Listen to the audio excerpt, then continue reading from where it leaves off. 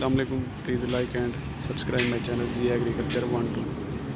ये देखिए आपको एक पोर्टेबल ट्राली का विज़िट करवा रहे हैं।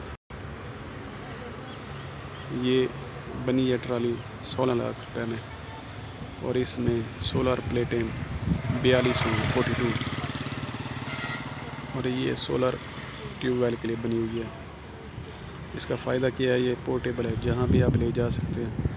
जहाँ भी आपका सोलर ट्यूबवेल है वहाँ ले जाके इसको आप चला सकते हैं। अगर वहाँ से फ्री हो गई है, अगर ये वहाँ से फ्री हो गई है तो उसको आप घर भी लेके जा सकते हैं और वहाँ अपना सोलर प्लेटें पे चला सकते हैं। अपना घर का सारा लोड जो इसी पे डाल सकते हैं। बहुत ही आउटस्टैंडिंग चीज़ बनी हुई है। ये ओपन भी हो जाती है और फोल्ड भी हो जाती है।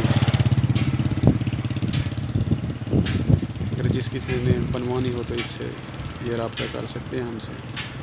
ये देखिए सारी चीज़ें इसकी आउटस्टैंडिंग है, अच्छा विद मटेरियल है और इसका फ़ायदा बहुत ज़्यादा है कि जहाँ आपका ट्यूबवेल है सोलर वाला वहाँ भी लेके जा सकते हैं आप।